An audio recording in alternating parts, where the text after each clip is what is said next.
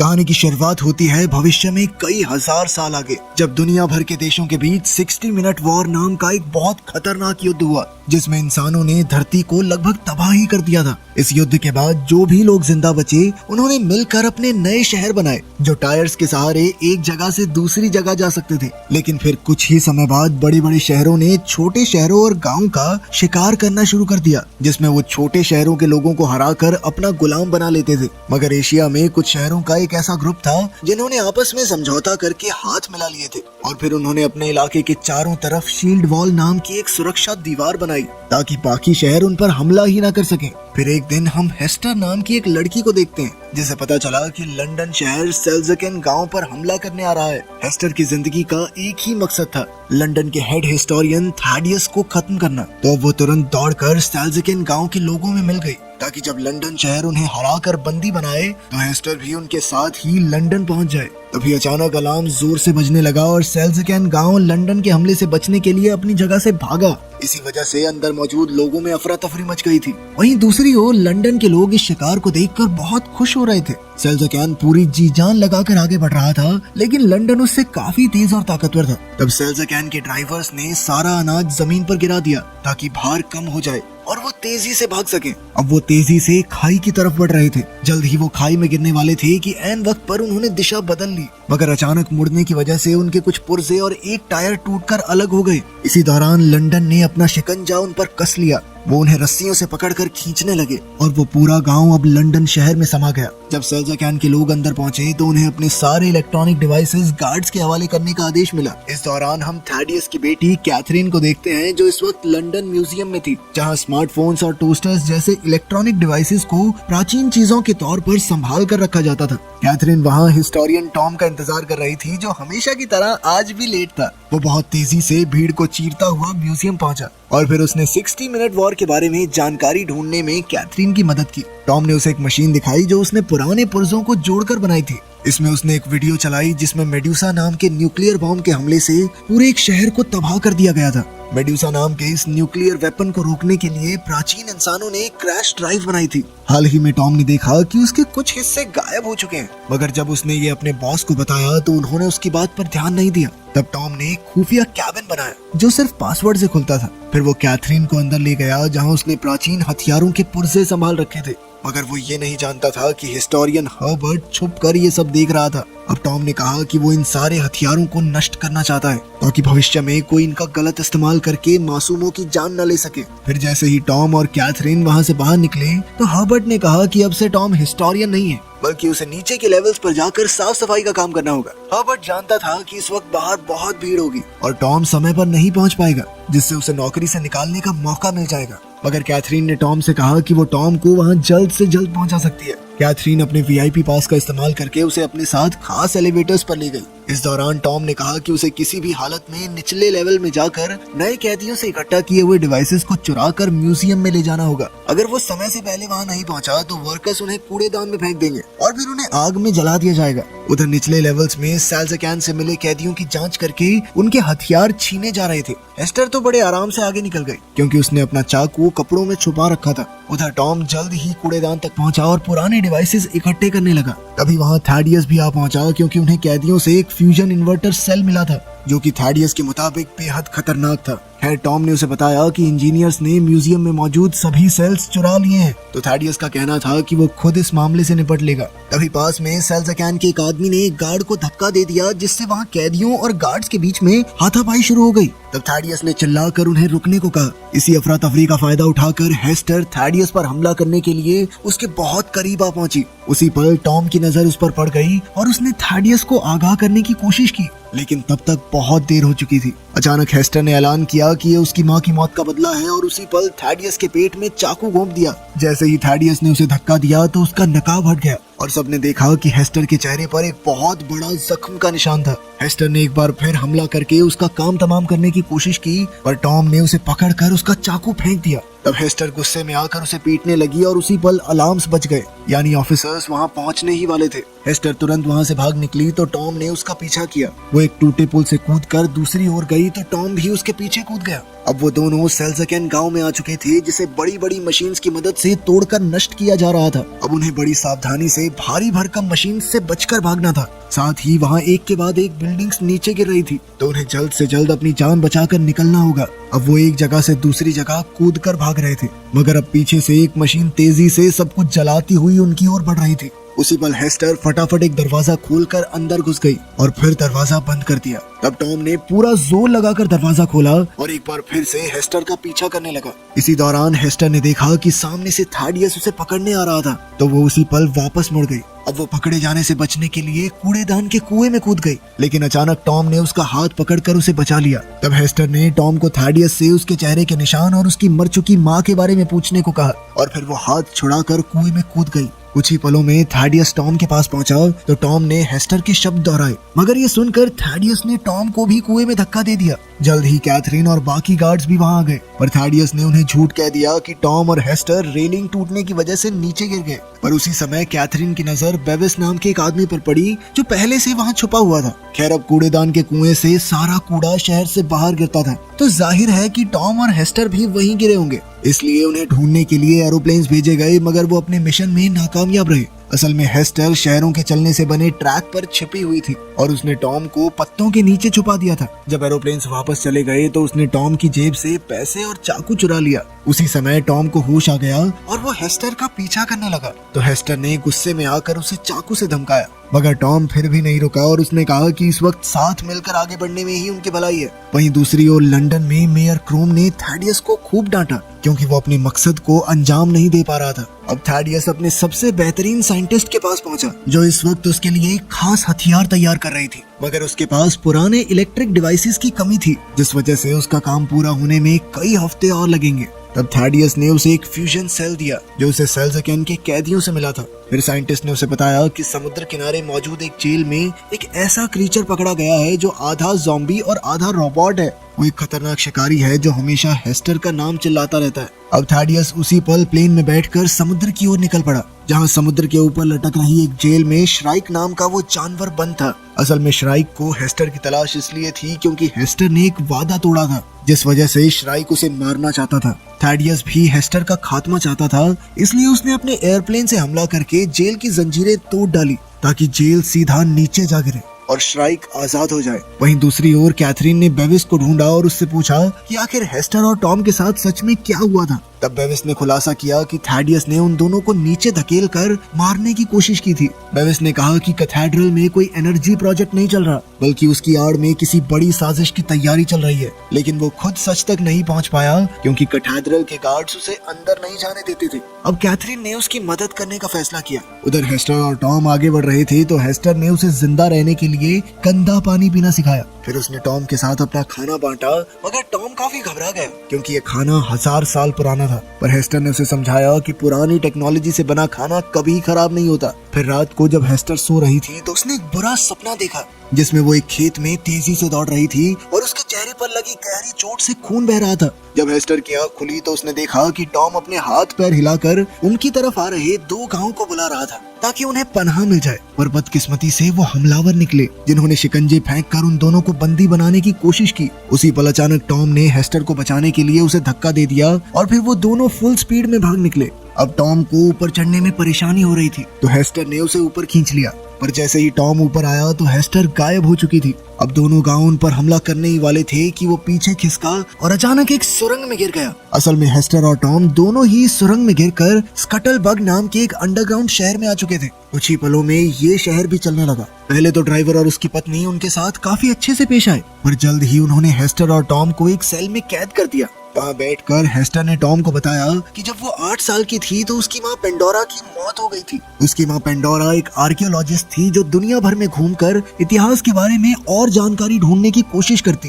Thaddeus उसका खास दोस्त था और वो अक्सर उससे मिलने आया करता था। पर एक दिन उन्हें जमीन में से एक ऐसी चीज मिली जो बेहद खतरनाक थी। जब पेंडोरा को पता चला कि थैडियस इसका गलत इस्तेमाल करके अपने मंसूबे पूरे करना चाहता है, तो पेंडोरा ने बक्सा छीन लिया और उन दोनों में लड़ाई शुरू हो गई। इस हाथापाई में थैडियस के हाथ से एक लैंप छूट गया, जिससे पूरे घर में आग लग गई। तब पेंडोरा ने हेस्टर को एक नेकलेस दिया और हमेशा इसे अपने पास संभाल कर रखने को कहा। पर तभी अचानक थैडियस ने उसके पेट में चाकू घोंप दिया। हेस्टर ने अपनी माँ को बचाने बचाने की कोशिश की, पर थैडियस ने उस पर भी चाकू से वार कर दिया, जिससे उसके चेहरे से खून बह चला। तब हेस्टर अपनी जान बचाकर वहाँ से भाग निकली और थैडियस उस खतरनाक डिब्बे को चुरा कर ले गया। कहानी सुनने के बाद टॉम ने हेस्टर से उसका चाकू मांगा और जमीन पर मौजूद एक पेंच निकाल कर एक फट्टा खोल दिया। अब वो यहाँ से कूद कर अपनी जान बचा सकते थे, मगर हेस्टर की टांग में चोट लगी थी और वो इतनी नीचे नहीं कूद सकती थी, इसलिए उसने टॉम को अकेले कूद जाने को कहा। मगर टॉम ने उसे अकेला छोड़कर जाने से साफ मना कर दिया और वापस से वो फट्टा बंद कर दिया।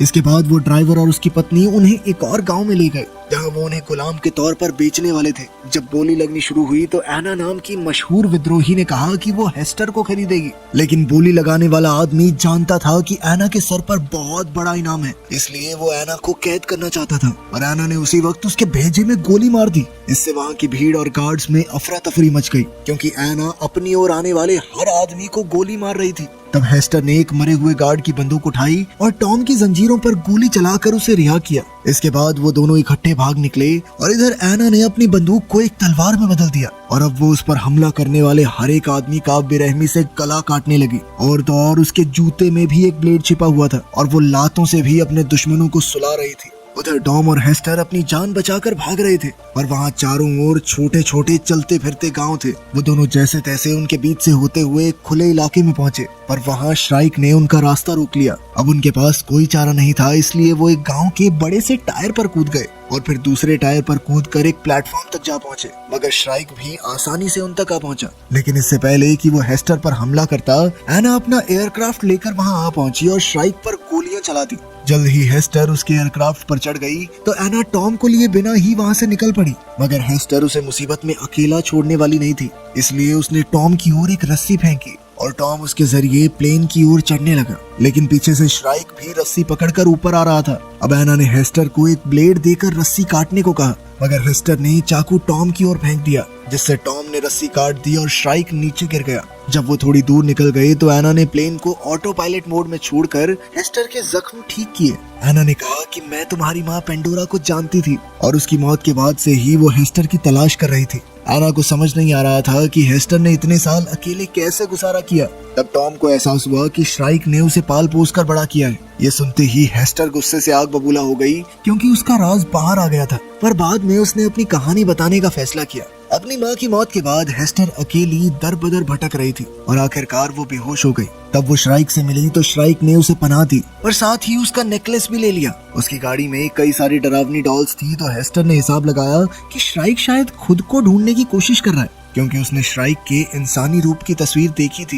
यार अब श्राइक चाहता था कि हेस्टर भी उसकी तरह लोगों को अगवा करे और हेस्टर ने उससे वादा भी किया कि वो दोनों मिलकर ये काम करेंगे। पर एक दिन जब हेस्टर को पता चला कि लंदन उनके करीब आ रहा है और उसमें थैडियस मौजूद है, तो वो श्राइक को बिना बताए घर से भाग निकली। उसी दिन के बाद से श्राइक हाथ धोकर हेस्टर को ढूंढ रहा है। खैर कुछ घंटों बाद एना का एयरक्राफ्ट एयर हेवन में पहुंचा, जो कि आसमान में बना एक शहर था। यहाँ सरकार से नफरत करने वाले सभी विद्रोहियों ने मिलकर एंटी ट्रैक्शन लीग बनाई थी। तब एना ने उन्हें बताया कि पेंडोरा ने कोई रहस्यमयी सच पता लगा लिया था। इस वजह से उसने एना से कहा कि अगर उसे कुछ भी हो जाए तो उसे हेस्टर का ख्याल रखना होगा, क्योंकि सिर्फ वही थैडियस को रोक सकती है। बेचारी हेस्टर को ये याद नहीं था कि आखिर उसकी माँ को ऐसा कौन सा खुफिया सच पता चल गया था। पर जब बाकी विद्रोही मिलकर बातें कर रहे थे कि थैडियस फ्यूजन सेल्स इकट्ठा कर रहा है, तो टॉम ने एक अजीबोगरीब निशान बनाया और हेस्टर उसे देखते ही पहचान गई। टॉम ने बताया कि उस रहस्यमयी डिब्बे में एक बेहद ताकतवर क्वांटम एनर्जी बॉम्ब है। फिर एना ने कहा कि हो ना हो थैडियस इस बॉम्ब की मदद से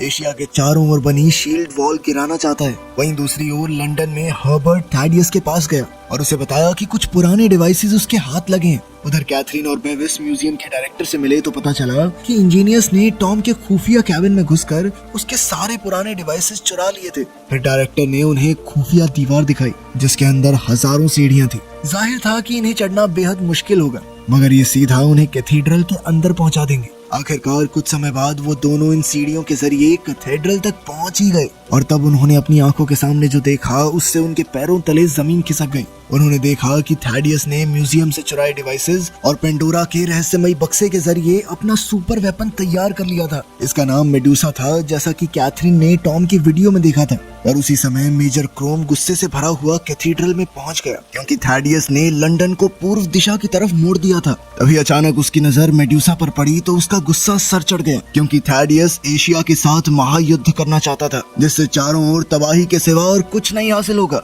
क्रोम ने उसे इतिहास से कुछ सीखने को कहा और फिर उसने इंजीनियर्स को मेडुसा को बंद करने का हुक्म दिया, पर किसी ने उसकी बात पर ध्यान नहीं दिया। तभी अचानक थैडियस ने उस पर गोली चलाकर उसे बेरहमी से मार डाला। इधर कैथरीन वहीं छिपी हुई थी तो उसे अपने पिता की असलियत का एहसास हुआ। जल्द ही एयर हेवन में विद्रोहियों को खबर मिली कि लंदन पूर्व दिशा की ओर बढ़ रहा है। तभी अचानक बिजली चली गई और उन्हें बाहर से चिल्लाने की आवाज सुनाई दी। उसी पर श्राइक जबरदस्ती कमरे के अंदर घुस आया। विद्रोहियों ने उस पर पलटवार किया मगर इन हमलों से कोई फर्क नहीं पड़ा। इसके बाद उन्होंने श्राइक पर ब्लेड से हमला किया, पर श्राइक एक के बाद एक उनके साथियों को मौत के घाट उतार रहा था। तभी अचानक वहाँ एक जबरदस्त धमाका हुआ और शहर में आग लग गई। अब वो कुछ ही समय में पूरी तरह नष्ट होने वाला था। जल्द ही सभी लोग एयरक्राफ्ट में बैठकर अपनी जान बचाकर भागने लगे तो हेस्टर और टॉम भी स्पेसक्राफ्ट ढूंढने लगे। इधर एना और बाकी विद्रोही तलवारों और कुल्हाड़ियों से श्राइक का मुकाबला कर रहे थे, लेकिन इतनी कोशिशों के बाद भी श्राइक का कोई बाल तक नहीं उखाड़ पाया था। उसी पल अचानक एना ने अपने जूते पर लगे ब्लेड से श्राइक की छाती पर जबरदस्त वार कर दिया, जिससे उसे थोड़ी चोट तो लगी। फिर विद्रोहियों ने उसकी तरफ एक बम फेंका जो सीधा उसकी टांग पर जा लगा। बम धमाका होते ही जमीन में छेद हो गया, जिससे श्राइक नीचे जा गिरा। मगर वो ये नहीं जानते थे कि श्राइक वहीं लोहे की रॉड्स के सहारे लटका हुआ था। वहीं टॉम और हेस्टर एना के एयरक्राफ्ट तक पहुंचने ही वाले थे कि ऐन वक्त पर श्राइक उनके सामने आ खड़ा हुआ। टॉम हेस्टर को बचाने के लिए खुद श्राइक का मुकाबला करने लगा, पर श्राइक ने उसे गर्दन से उठाकर जमीन पर पटक दिया और फिर उसकी छाती पर खड़ा हो गया। लेकिन उसी पल हेस्टर ने श्राइक की टांग को पकड़ लिया और उससे टॉम की जान की भीख मांगने लगी। उसके आंसू देखकर श्राइक हैरान होकर पीछे हट गया क्योंकि उसे एहसास हो गया कि हेस्टर टॉम से प्यार करती है। तभी जख्मी होने की वजह से अचानक उसके सिस्टम फेल हो गए और वो घुटनों के बल आ गया। अंत में श्राइक ने हेस्टर को उसका नेकलेस लौटाया और उसे वादा पूरा ना करने के लिए माफ कर दिया। फिर वो खुद ब खुद वहीं गिरकर मर गया। अब चारों ओर आग लगने की वजह से ये शहर किसी भी पल गिर सकता था। तभी ऐन वक्त पर एना अपना एयरक्राफ्ट लेकर उन्हें बचाने आ पहुंची और आखिरकार वो सब भाग निकले। इधर कुछ ही पलों में एयर हेवन शहर नीचे गिरकर धाराशायी हो गया। फिर अगले दिन उनका एयरक्राफ्ट शील्ड वॉल के बीच बने एक छेद के जरिए होता हुआ शैनगुओ नाम के एक शहर में पहुंचा। ये ऐसा शहर था जो अब एक जगह थम गया था और बाकी शहरों की तरह इधर उधर नहीं जाता था। अब वो तीनों जल्द ही गवर्नर क्वान से मिले और उसे खबर दी कि लंदन उनकी ओर तेजी से बढ़ रहा है। एना ने कहा कि उन्हें पहले हमला बोल देना चाहिए, मगर टॉम इससे सहमत नहीं था क्योंकि लंदन को तबाह करने से वहाँ रहने वाले आम लोग भी मारे जाएंगे। क्वान भी उससे सहमत था, मगर अब उनके पास दूसरा क्या चारा था। अगर युद्ध हुआ तो या तो लंदन शहर बचेगा या फिर शानगुओ। अब शहर में युद्ध का डंका बज चुका था और सभी लोग लंदन का सामना करने के लिए एकजुट हो गए। फिर शाम को हम देखते हैं कि लंदन शील्ड वॉल के काफी करीब आ चुका था। जल्द ही थैडियस ने मेडुसा को एक्टिवेट कर दिया और इधर से एना ने उनके मुकाबले के लिए कई एयरक्राफ्ट शील्ड वॉल से बाहर भेजे। वहीं दूसरी ओर हेस्टर को शहर में मेडुसा की कहानी की तस्वीर दिखाई दी तो अचानक उसे अपने नेकलेस का ख्याल आया। आखिरकार उसने अपना नेकलेस खोला तो उसमें क्रैश ड्राइव मिली, तो उसने तुरंत इसके बारे में टॉम को बताया। उधर मेडुसा ने पहली बार चार्ज होकर शील्ड वॉल पर अपनी एनर्जी बीम से पहला जबरदस्त वार किया। इस धमाके में सैकड़ों एयरक्राफ्ट तोपें तबाह हो गई और हजारों लोगों की जान चली गई। इसके साथ शील्ड वॉल को भी भारी नुकसान हुआ और वहाँ जानलेवा आग लग गई। चारों ओर से बिल्डिंग्स और मलबा गिर रहा था, जिसमें और भी लोग मारे जा रहे थे। इधर लंदन के आम लोग खूब तालियां बजा रहे थे। अब एक हमले के बाद मेडुसा हथियार को कुछ मिनट चार्ज होने की जरूरत थी। हेस्टर और टॉम ने एना को बताया कि उन्हें खुद लंदन जाना होगा ताकि वो क्रैश ड्राइव की मदद से मेडुसा हथियार को बंद कर सकें। अब एना उन्हें वहां ले जाने को तैयार हो गई और बाकी विद्रोहियों ने उन्हें चारों ओर से सुरक्षा देने का फैसला किया। जैसे ही वो लंदन के करीब पहुंची तो थैडियस ने एक बार फिर से मेडुसा से हमला कर दिया। एना और उसके साथी अपने एयरक्राफ्ट मोड़कर बच गए, मगर फिर भी उसकी ऊर्जा से उन्हें काफी नुकसान हुआ। इसके बाद विद्रोहियों ने अपने एयरक्राफ्ट से दुश्मनों का ध्यान भटकाया और इधर एना चुपके से अंधेरे से होती हुई आगे बढ़ रही थी। अब लंदन ने उस पर धुआंधार गोलियां बरसाई तो विद्रोहियों ने भी वैसा ही किया, जिससे लंदन की कुछ बिल्डिंग्स गिर गई और भीड़ में हंगामा हो गया। जल्द ही एक रोशनी ने एना को ढूंढ लिया तो एक विद्रोही उस रोशनी को खत्म करने के लिए आगे आया, मगर इससे पहले वो खुद जानलेवा हमले का शिकार हो गया। इसके बाद बाकी विद्रोहियों ने सभी हमलावरों का सामना किया ताकि एना सुरक्षित कैथीड्रल तक पहुंच सके, मगर इस तरह वो सभी लंदन की फौज की नजर में आ गए और जल्द ही लंदन की फौज ने उन पर धावा बोल दिया और अफसोस वो सभी अपनी जान गंवा बैठे। खैर एना ने जैसे तैसे हेस्टर को कैथीड्रल तक पहुंचाया और सभी गार्ड्स पर गोलियां चलाकर उन्हें मार डाला। फिर वो एयरक्राफ्ट की जिम्मेदारी टॉम को सौंपकर खुद कैथीड्रल की छत पर कूद गई। उधर थैडियस एक बार फिर मेड्यूसा से हमला करने वाला था कि एना ने अंदर जाते ही उस पर गोली चला दी, मगर एक गार्ड ने अपने सीने पर गोली खाकर थैडियस को बचा लिया। इसके बाद कंप्यूटर ने उन्हें सावधान किया कि सिस्टम बहुत गर्म हो चुका है, तो सभी इंजीनियर्स डर कर भाग निकले। उधर हेस्टर भी आसानी से अंदर घुस आई। इधर थैडियस एना पर गोलियां चला रहा था और कुछ देर बाद वो दोनों ब्लेड से एक दूसरे पर हमला करने लगे। पहले तो दोनों एक दूसरे को बराबर की टक्कर दे रहे थे, पर अचानक एना की नजर हेस्टर पर पड़ी जो कंप्यूटर में क्रैश ड्राइव इंस्टॉल कर रही थी और एना ने थैडियस को उससे दूर रखने का जिम्मा उठाया। मगर इसी मौके का फायदा उठाकर थैडियस ने एना के पेट में चाकू घोंप दिया, लेकिन इतने में हेस्टर ने मेडुसा को बंद कर दिया था। एना ने अपने मिशन को सफल होते देख अपनी आखिरी सांसें ली। अब मेडुसा सेल्फ डिस्ट्रक्शन मोड में चली गई थी, जिस वजह से थैडियस डर के मारे कैथीड्रल से भाग निकला। वहाँ कैथरीन उसके सामने खड़ी थी। कैथरीन के सामने थैडियस का पर्दाफाश हो चुका था और उसने गुस्से में थैडियस को हजारों मासूमों का कातिल बताया, लेकिन थैडियस ने कहा कि मेडुसा के नष्ट होने के बावजूद भी शील्ड वॉल का टूटना तो तय है। उसी दौरान हम देखते हैं कि थैडियस के आदमी लंदन के कंट्रोल रूम में पहुंचे और सभी ड्राइवर्स को मार डाला। अब लंदन शहर बिना किसी कंट्रोल के तेजी से आगे बढ़ रहा था, यानी उनका शील्ड वॉल से टकराना तय था। जब कैथरीन को इसका एहसास हुआ तो वो खुद कंट्रोल रूम में पहुंची और ब्रेक्स लगाने की कोशिश की, लेकिन ब्रेक्स तो टूट चुकी थी। अब उसने टॉम से बात की तो टॉम ने एक नया प्लान बनाया। वहीं दूसरी ओर थैडियस अपने एयरक्राफ्ट में वहां से बचकर भागने ही वाला था कि हेस्टर ने उसका रास्ता रोक लिया। वो थैडियस को जान से मारने ही वाली थी कि थैडियस ने खुलासा किया कि वही हेस्टर का पिता है। तभी हेस्टर को अपने बचपन की धुंधली यादें दिखाई दी और इसी मौके का फायदा उठाकर थैडियस ने उसकी बंदूक छीन ली। उधर प्लान के मुताबिक कैथरीन ने लंदन शहर का दरवाजा खोल दिया और टॉम ने हवा में उड़ते हुए सीधा इंजन पर वार किया, जिससे उसमें धमाका हो गया। अब इंजन में आग लगने की वजह से लंदन शहर की रफ्तार थोड़ी धीमी हो गई। उधर हेस्टर थैडियस पर कूद पड़ी और वो दोनों उसके एयरक्राफ्ट की छत पर हाथापाई करने लगे। जल्द ही थैडियस उसे जमीन पर गिराकर उसका गला दबाने लगा और अचानक हेस्टर ने चाकू निकालकर अपने ही पिता का चेहरा काट डाला, मगर उसने थैडियस की जान नहीं ली, बल्कि वो ऐन वक्त पर रेलिंग से कूद गई और टॉम ने ऐन वक्त पर उसे अपने एयरक्राफ्ट की मदद से बचा लिया। कुछ दूर जाते ही टॉम ने थैडियस के एयरक्राफ्ट पर जोरदार हमला किया और वो सीधा जमीन पर क्रैश हो गया। थैडियस तो इस क्रैश से भी जिंदा बच निकला, पर अब वो लंदन के बिल्कुल पास जा गिरा था। जल्द ही लंदन शहर थैडियस को रौंदते हुए आगे बढ़ा और कुछ दूर जाकर रुक गया। अब शील्ड वॉल में बहुत बड़ा छेद हो चुका था, तो कैथरीन लंदन के बचे हुए लोगों को उस छेद के जरिए एशिया में ले गई। वहाँ कई गार्ड्स मौजूद थे, लेकिन गवर्नर क्वान के हुक्म के मुताबिक उन्होंने अपने हथियार नीचे कर लिए। फिर क्वान ने तहे दिल से उनका स्वागत करके उन्हें अपने शहर में पनाह दी। उधर एना के एयरक्राफ्ट में हेस्टर और टॉम अपना मिशन पूरा होने पर बेहद खुश थे। उन्होंने एक दूसरे से अपने प्यार का इजहार किया और एक साथ दुनिया घूमने का वादा भी। ये आज तक की हमारी सबसे लंबी कहानी है, तो कमेंट्स में जरूर बताना कि कैसी लगी।